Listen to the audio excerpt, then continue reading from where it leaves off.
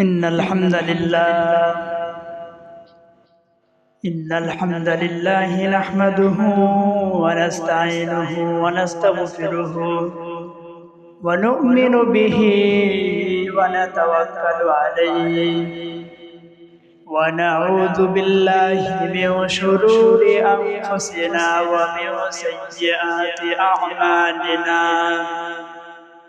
من يهده الله فلا مضل له ومن يضلله فلا هادي له ونشهد أن لا إله إلا الله وحده لا شريك له ونشهد أن سيدنا وسندنا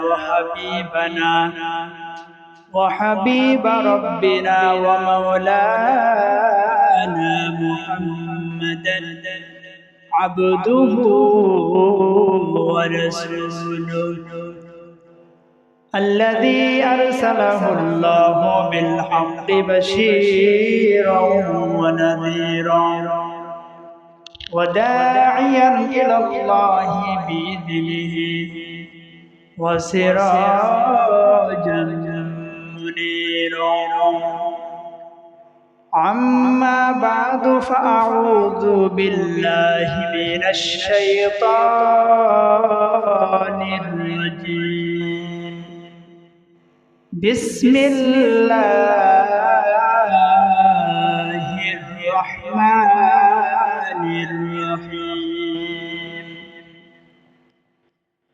قل إن كنتم تحبون الله فاتبعوني يحببكم الله ويغفر لكم ذنوبكم والله غفور رحيم وقال رسول الله صلى الله عليه وسلم لا يؤمن أحدكم حتى أكون أحب إليه من والده وولده والناس أجمعين أو قال النبي عليه الصلاة والسلام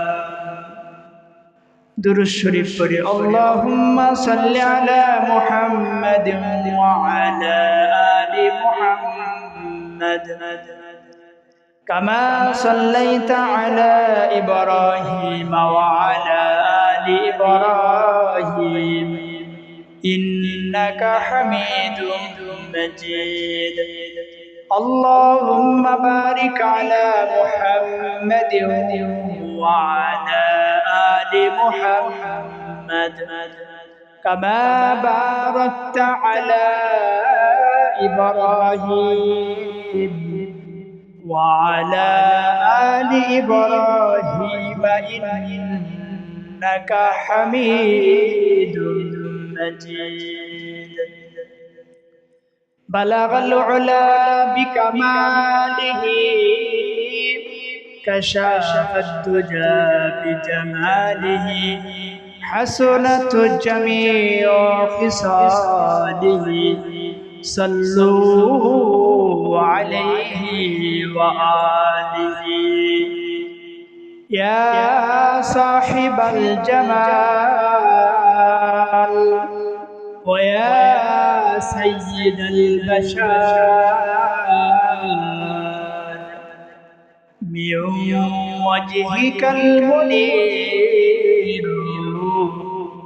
لقد نور القمر بلغ العلا بكماله كشف الدجى بجماله حسنت جميع خصاله صلوا عليه وآله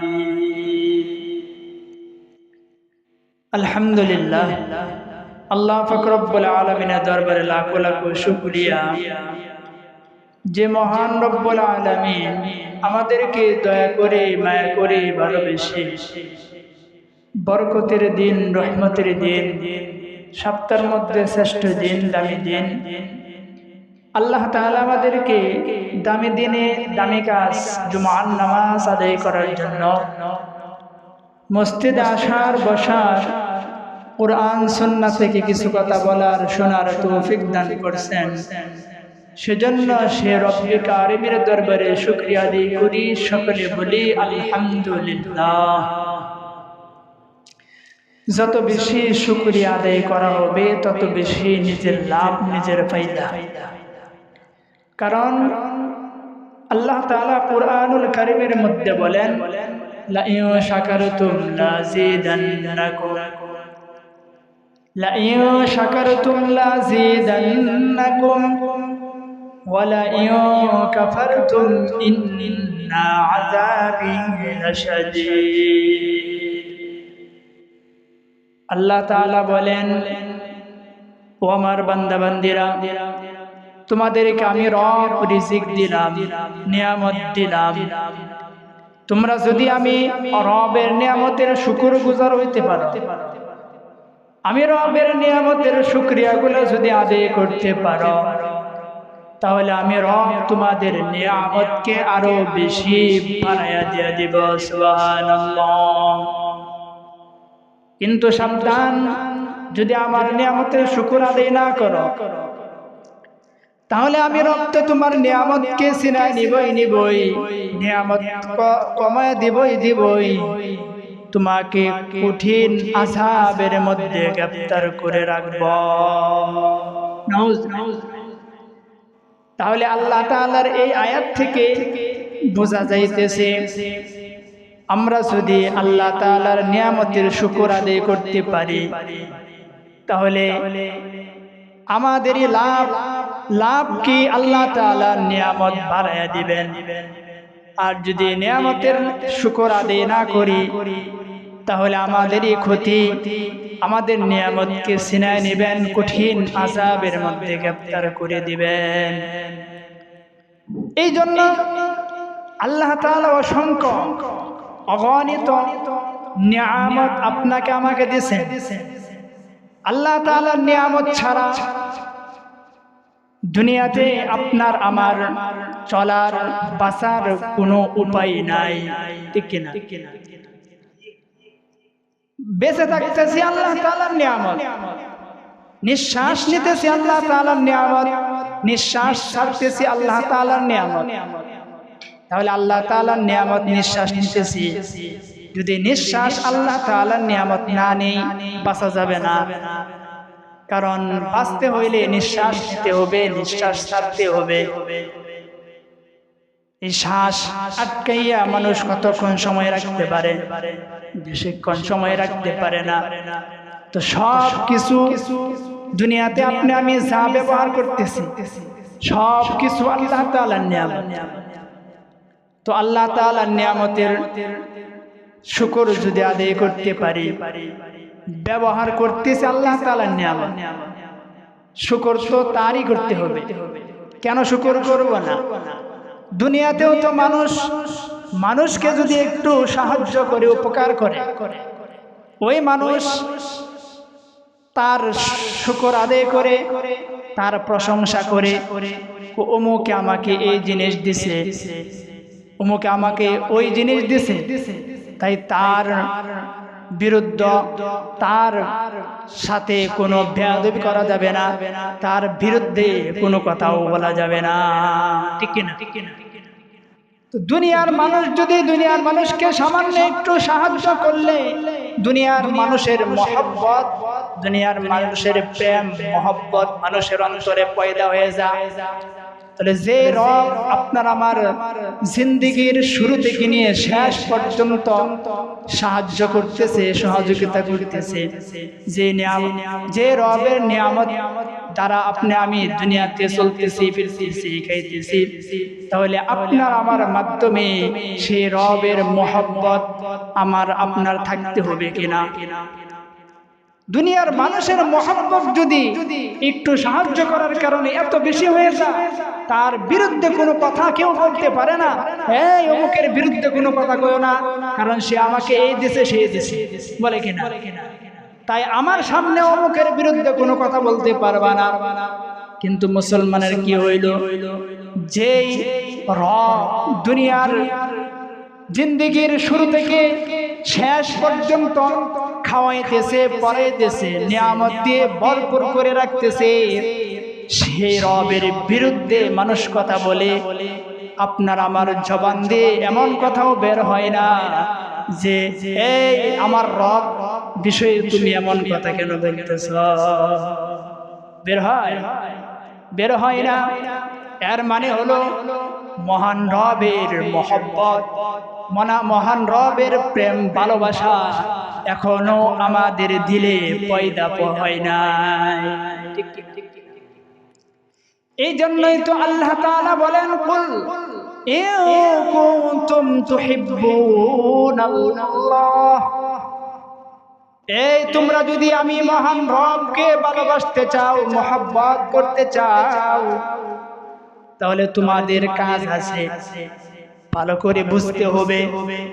আপনার আমার দিলের মধ্যে মহান রবের মহব্বত, প্রেম, ভালোবাসা যদি না জন্মে, তাহলে যে রব আপনাকে আমাকে দুনিয়ায় পাঠাইলো, আবারও এই দুনিয়া থেকে চলে যাইতেও হবে সেই রবের কাছে। ঠিক কিনা? যে রব পাঠাইছে দুনিয়াতে, আবার চলে যাইতে হবে সেই রবের কাছে।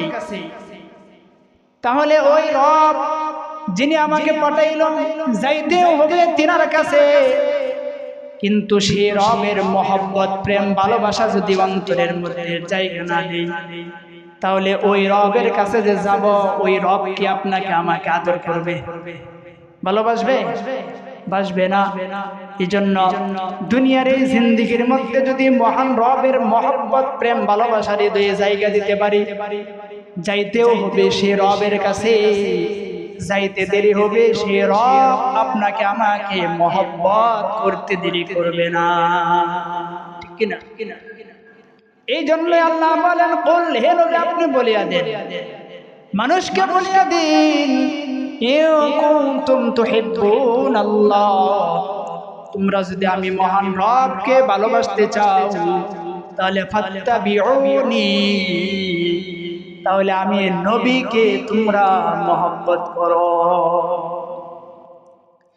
নবীর মহব্বত, আল্লাহ তাআলার মহব্বত, নবীজির ভালোবাসা, প্রেম, আল্লাহ তাআলার প্রেম ভালোবাসা। তাহলে আল্লাহ তাআলাকে ভালোবাসার মাপকাঠি হলো নবীজির মহব্বত। এখন নবীজির ভালোবাসার মাপকাঠি কি?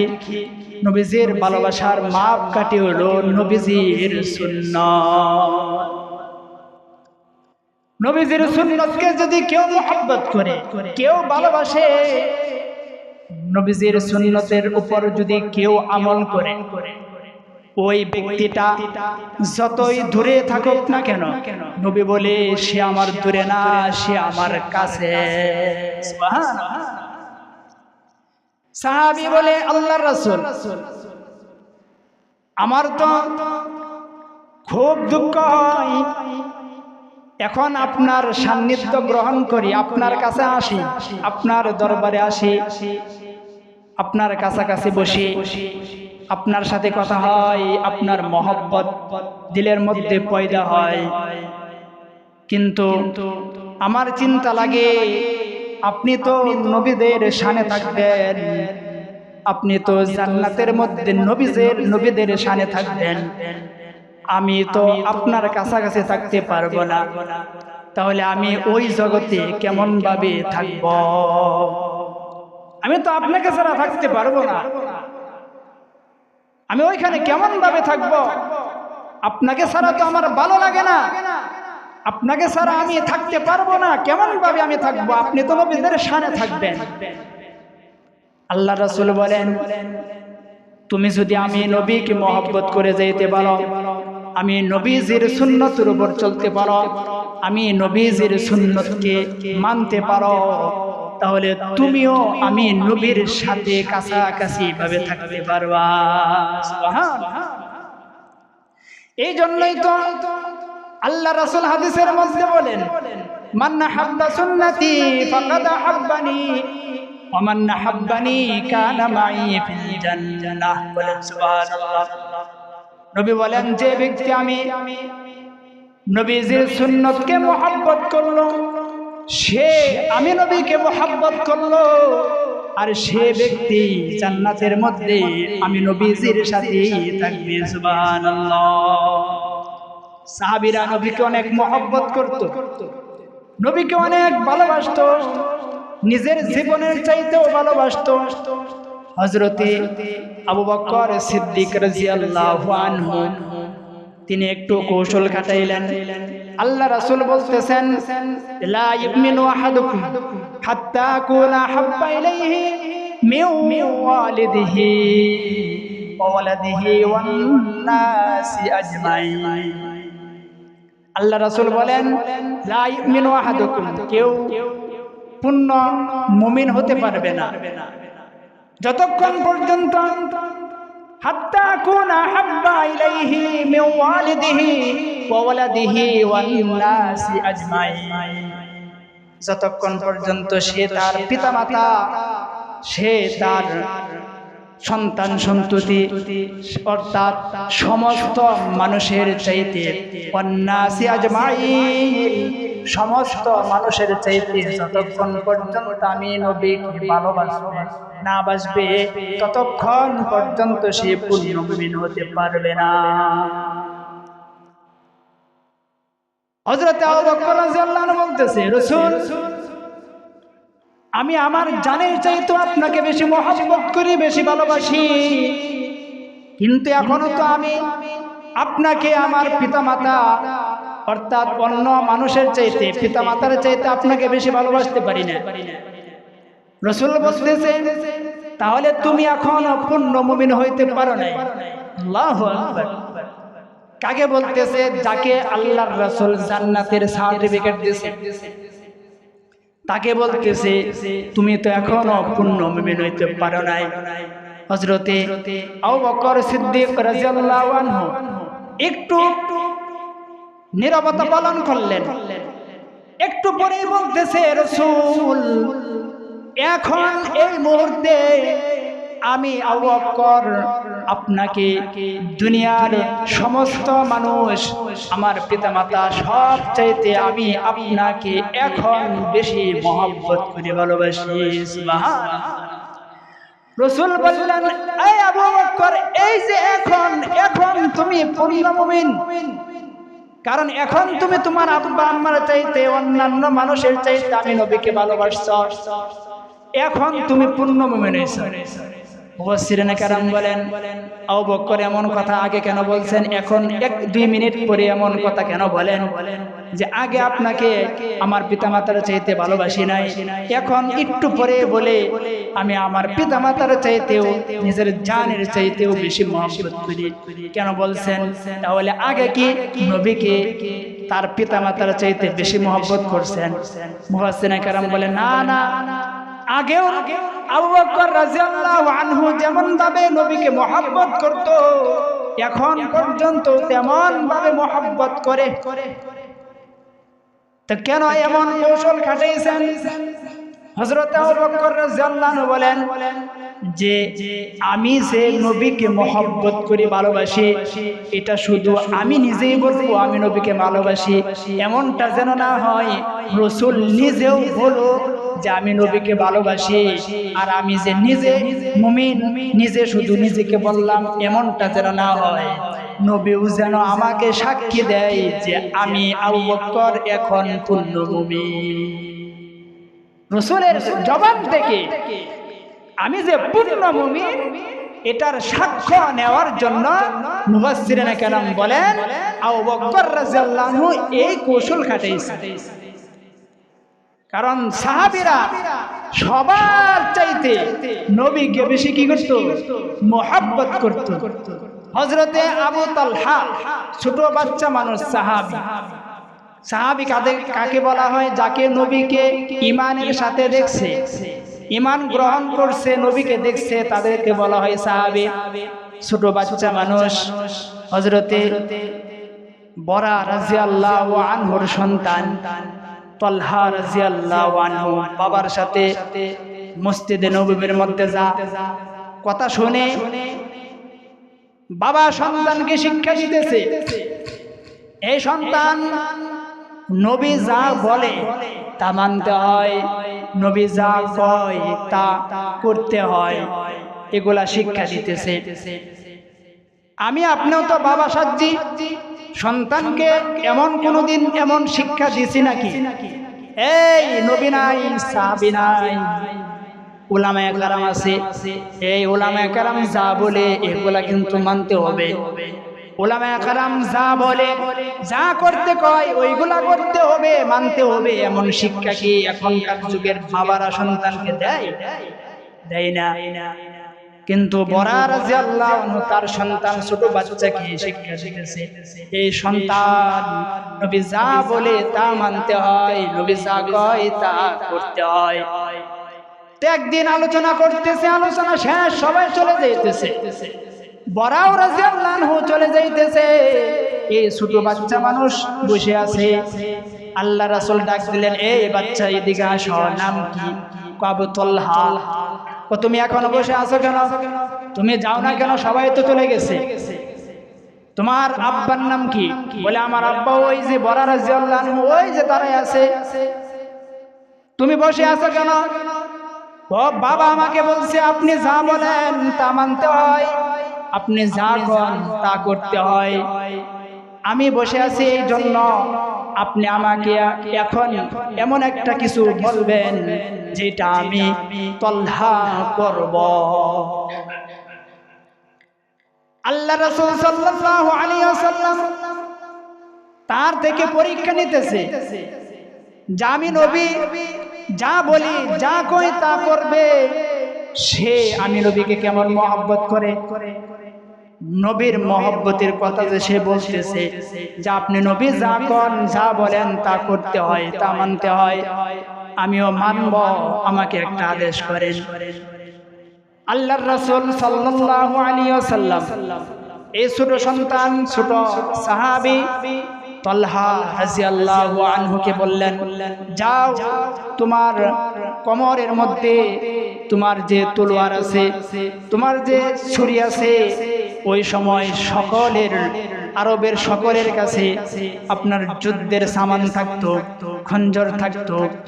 তো তুমি যাও, তোমার কোমরের ওই ছুরি নিয়ে চলে যাও, ওই যে তোমার আব্বা দাঁড়ায় আছে, যাও যাও তোমার বাবার কল্লাটা কেটে নিয়ে আসো। আল্লাহর রাসূল এই কথা বলা, আর ছোট বাচ্চা মানুষ আবু তালহা রাদিয়াল্লাহু আনহু দৌড় মারছে। আল্লাহর রাসূল ডাক দেয়, ওই আবু তালহা এই এদিকে আসো, আর যাইতে হবে না, আমি নবীকে আল্লাহ তাআলা দুনিয়ার মধ্যে পাঠাইছি বাবা সন্তানের বিচ্ছেদ ঘটানোর জন্য না, বাবা সন্তানের মহব্বত যেন আরো বেশি পয়দা হয় এই জন্য।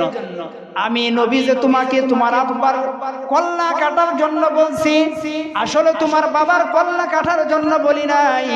আমি নবীর মহব্বত, প্রেম, ভালোবাসা তোমার দিলের মধ্যে কতটুকু এটা বোঝার জন্য আমি তোমাকে আদেশ করছি। তোমার মহব্বত আছে আমি নবীজির, আসো আর যাইতে হবে না। তাহলে ছোট বাচ্চা মানুষ নবীজির মহব্বত কেমন পয়দা হয়েছে? নবীকে যদি মহব্বত নাই করত, নবীকে যদি ভালো নাই বাসত, ওই নবী বলছে বাবার কল্লা কেটে আনো, ওই সন্তান বাবার কল্লা কাটার জন্য দৌড় দিত না। কিন্তু কেন দৌড় দিছে? বাবার চাইতেও নবীজির মহব্বত, ভালোবাসা অন্তরে বেশি জায়গা নিয়েছে। ঠিক কিনা? তাহলে আপনি আমি কেমন নবীকে মহব্বত করতেছি, কেমন ভালোবাসতেছি? নবীর বিরুদ্ধে কথা বলা হয়, নবীর হাদিসকে অস্বীকার করা হয়, কিন্তু আপনার আমার জবান দিয়ে কোনো কথা বের হয় না, আছে না নাই? তাহলে নবীর মহব্বত নাই, নবীর মহব্বত ভালোবাসা নাই। কিন্তু নবী তো বলছে তোমরা যদি আমি নবীকে মহব্বত করো, আমি নবীর সুন্নতকে মহব্বত করো, কানা মাই ফিল জান্নাহ, জান্নাতে আমি নবীর সাথে থাকতে পারবো। সুবহানাল্লাহ। লা ইউমিনু আহাদুকুম হাত্তা আকুনা হাব্বা ইলাইহি মিন ওয়ালিদিহি ওয়া ওয়ালাদিহি ওয়ান নাসি আজমাইন। নবী বলে পূর্ণ মুমিন। কেউ পূর্ণ মুমিন ততক্ষণ পর্যন্ত হইতে পারবে না যতক্ষণ পর্যন্ত সে তার পিতামাতা, সন্তান, সন্ততি এবং সমস্ত মানুষের চাইতে আমি নবীকে মহব্বত না করবে। তাহলে নবীজির মহব্বত কি আপনার আমার দিলের মধ্যে আছে? প্রশ্ন করলে, নিজেকে নিজে প্রশ্ন করলে উত্তর আসবে না, আমার দিলের মধ্যে নবীজির মহব্বত নাই। আল্লাহ তাআলা বলতেছেন, কুল, নবী বলে দেন, ইন কুনতুম তুহিব্বুনাল্লাহ, যদি তোমরা মহান রবকে ভালোবাসতে চাও, ফাত্তাবিউনি, তাহলে আমি নবীজির ইত্তেবা করো, নবীকে মহব্বত করো। তাহলে কি লাভ? ইহবিবুকুমুল্লাহ ওয়া ইয়াগফির লাকুম যুনুবাকুম, তাহলে আল্লাহ তাআলা তোমাদের গুনাহগুলো maaf করে দিবেন। সুবহানাল্লাহ, আল্লাহু গফুরুর রহিম। এজন্য আল্লাহ তাআলাকে মহব্বত করতে হলে নবীজির মহব্বত অন্তরের মধ্যে পয়দা করতে হবে। আর নবীজির মহব্বত কেমন ভাবে করা হবে? নবী যে সমস্ত সুন্নত বলা হয় রাসূলের হাদিসকে, কিকে সুন্নত বলা হয়, রাসূলের কিকে? হাদিসকে। রাসূলের যত হাদিস সব সুন্নাত। সকল হাদিসগুলা আপনার আমার উপকারের জন্য আল্লাহর রাসূল রেখে গেছেন। এগুলাকে আপনাকে আমাকে মানতে হবে, আমল করতে হবে, তাহলে রাসূলের মহব্বত হবে। রাসূলের মহব্বত যদি দিলে পয়দা হয়ে যায়, আল্লাহর মহব্বত দিলে পয়দা হয়ে যাবে। আল্লাহ তাআলা আমাদেরকে maaf করে দিবেন। সুবহানাল্লাহ। আল্লাহ তাআলা আমাদের সবাইকে আল্লাহর মহব্বত, নবীজির মহব্বত দিলে পয়দা করে দুনিয়া থেকে বিদায় নেওয়ার তৌফিক দান করেন। সকলে বলেন আমিন।